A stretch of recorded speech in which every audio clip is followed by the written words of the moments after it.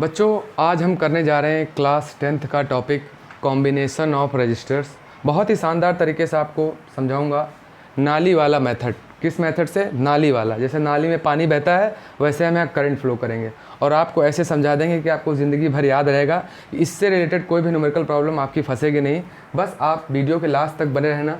चलो देर नहीं करते, देखो हम पढ़ रहे हैं कॉम्बिनेशन ऑफ रजिस्टर, जिसमें पहला पार्ट होता है इन सीरीज। हम रेजिस्टेंसेस को सीरीज़ में कनेक्ट करते हैं, फिर हम कनेक्ट करते हैं पैरेलल में। तो चलो पहले हम समझते हैं इन सीरीज़ में। बेटा देखो सीरीज़ में क्या होता है कि जो करंट यहाँ बहेगी वही यहाँ बहेगी, वही यहाँ बहेगी, यानी अमाउंट ऑफ करंट जो फ्लो हो रहा है वो सेम होगा। बस इतनी सी बात पकड़नी है कि करंट यहाँ सीरीज़ में सेम रहती है और पैरेलल में करंट डिफरेंट होती है। बस इतनी बात पकड़ के चलनी है। अब देखो करंट आई यहाँ पे गई तो डिफरेंट क्या है? पोटेंशियल डिफरेंस है। क्या डिफरेंस है बेटा? पोटेंशियल। तो देखो V is equal to formula क्या होता है ओम्स लॉ के हिसाब से? IR। ओम्स लॉ के हिसाब से IR होता है। तो डिफरेंट क्या है? V डिफरेंट है ना, तो V ही से शुरू करो। V1 इज इक्वल टू क्या आ जाएगा? यहाँ पे पोटेंशियल कितना आ जाएगा? IR1। बेटा यहाँ पे पोटेंशियल कितना आ जाएगा? IR2। और लास्ट वाले में क्या हो जाएगा? IR3। ऑब्वियस सी बात है। तो बेटा टोटल कैसे निकालेंगे? फिर हम टोटल पोटेंशियल कैसे निकालेंगे? टोटल पोटेंशियल को V से शो कर लेते हैं। V1, V2, V3। ठीक बेटा, रखो यहाँ पे। V1 की वैल्यू कितनी आएगी बेटा? IR1। ये कितना आएगा? IR2। ये कितना आएगा? IR3। बच्चों इसमें I कॉमन ले लो तो कितना आएगा? R1, R2, R3। यहाँ पे V। अब देखो बेटा इस I को अगर इसके नीचे भेज दो तो कोई दिक्कत नहीं होनी चाहिए। तो ये कितना आ गया? R1, R2, R3। एक मिनट, ठीक है। अब देखो ध्यान से देखो V अपॉन I क्या होगा? ओम्स लॉ के सब यही तो रेजिस्टेंस है। इसको R लिख दीजिए तो आपका फार्मूला क्या निकल के आ गया? R1, R2, R3। बस अभी आप फार्मूले का एक तरह से डेरिवेशन सीख लीजिए, फिर अभी जब न्यूमेरिकल हम लगाएंगे तो आपको बताएंगे कब नाली वाला मेथड काम करेगा। तो सुनो फिर एक बार इसको समझा देते हैं। सीरीज़ में करंट सेम रहती है, जो करंट यहाँ वो करंट यहाँ, सारी करंट वही रहेगी। तो चेंज क्या होगा? पोटेंशियल। V1, V2, V3 यहीं से पकड़ लो ओम्स लॉ के हिसाब से। V1 is equal to IR1, V2 is equal to IR2, V3 is equal to IR3। Total भी निकालो, सबको जोड़ दो, ऐड कर दो, सब में I कॉमन ले लो, फिर यहाँ नीचे भेज दो, यही तो लास्ट में R बन जाएगा और आपका डेरिवेशन प्रूफ हो जाएगा। तो ये हुई बात बच्चों इन सीरीज़ की, इसको नोट कर लीजिए। फिर आपको हम बताते हैं पैरेलल वाला डेरिवेशन। चलो बच्चों अब समझते हैं इन पैरेलल। देखो बेटा ये आपका सेल है, बैटरी है, यहाँ से I करंट चली। अब मान लो यहाँ से पानी बहना शुरू हुआ, नाली में पानी जा रहा है। यहाँ पे देखो पानी जाने के लिए 3 रास्ते मिल गए। ठीक है बेटा, यानी करंट को आप पानी समझ लो, वाटर समझ लो। और यहाँ पे देखो जैसे ही करंट यहाँ पानी पहुँचेगा, अगर 3 नालियाँ होंगी तो 3 तरफ पानी बढ़ जाएगा। बस इसी बात को पकड़ के चलना, देखना मैं अभी कैसे शानदार तरीके से न्यूमेरिकल में इसको अप्लाई करूँगा। बस इतनी सी बारीक पॉइंट समझो। ये करंट यहाँ से चली, ठीक, यहाँ पे इसको 3 रास्ते मिल गए, यानी कुछ इसमें चली गई, मान लो I1 चली गई, इसमें I2 चली गई, इसमें I3, यानी पानी बट गया। 3 नालियाँ पानी बट गया। और जहाँ जहाँ पानी बटेगा वहाँ बच्चों पैरेलल कॉम्बिनेशन का कॉन्सेप्ट आप लगाना। ठीक, कैसे वो कॉन्सेप्ट लगेगा मैं बताता हूँ। देखो I करंट चली, करंट सब में डिफरेंट है, पोटेंशियल सेम है, तो करंट डिफरेंट है तो करंट से ही शुरू करो। I इज इक्वल टू क्या होगा ओम्स लॉ के हिसाब से? V अपॉन R होगा। तो इसका मतलब I1 कितना आ जाएगा? V1 upon R1, sorry V तो सबका सेम है। I2 क्या आ जाएगा बच्चे? V upon R2। और I3 कितना आ जाएगा बच्चे? V upon R3। अब टोटल I निकाल लो क्योंकि यही डिफ़र कर रही है, तो total I is equal to क्या आ जाएगा? I1, I2, I3। रख दीजिए values, V upon R1, V upon R2, V upon R3। Common ले लो बच्चों V, तो कितना आ गया? 1 upon R1, 1 upon R2, 1 upon R3। और ये I आ गया। अब इस V को नीचे ले आइए आप, तो क्या आप पाएंगे? I upon V is equal to 1 upon R1, 1 upon R2, 1 upon R3। अब देखो बच्चों ये I अपॉन V क्या है?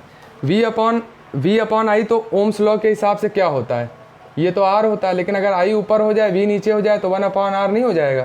तो यही चीज़ क्या बन जाएगी बच्चों?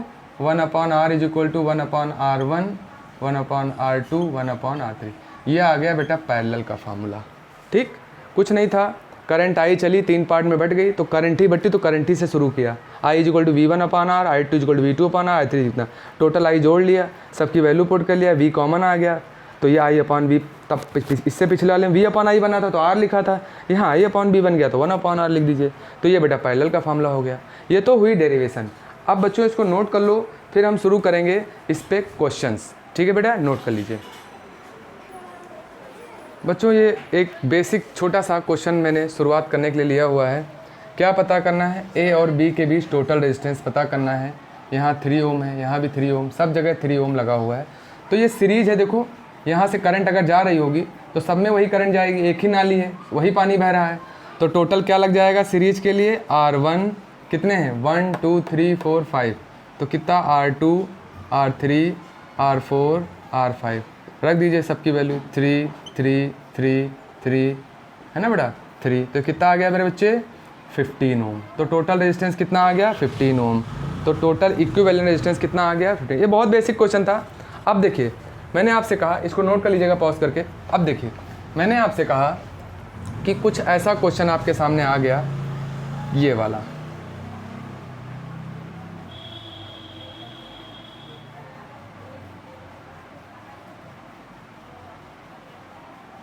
इस तरह से, चाहे जितना भी टफ क्वेश्चन बच्चे आएगा आप कर लोगे, बस आपको कॉन्सेप्ट अच्छे से पता होना चाहिए। 1 1 1 1 4 2 2।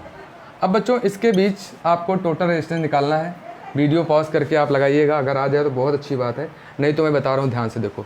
देखो इस डिब्बे में क्या है, मान लो करंट यहाँ से चली होगी, इसको 2 रास्ते मिले बेटा, इधर कुछ पानी गया, कुछ पानी इधर गया, यानी ये दोनों पैरेलल हो गए। तो ये दोनों जब पैरेलल हो गए तो पैरेलल का फॉर्मूला क्या होता है? 1 upon R is equal to 1 upon 2 1 upon 2। बच्चे 2 एलसीएम आया, ऊपर 1 + 1, यानी आर इज इक्वल टू कितना आ गया? 2/2, यानी 1 आ गया।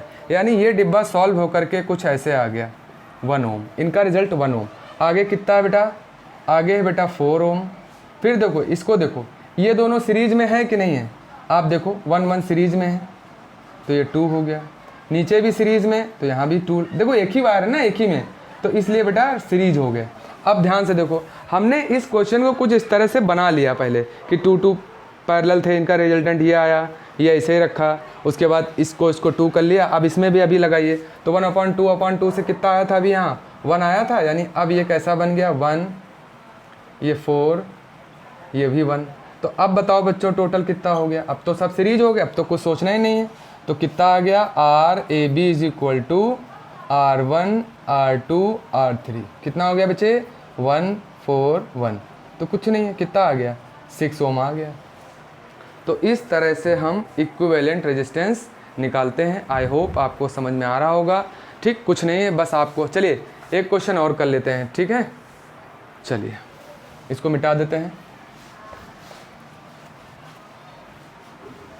चलो मान लो कुछ क्वेश्चन इस तरह का आ गया, कैसा भी क्वेश्चन आए, कितना भी बांटे वो, देखो ऐसे।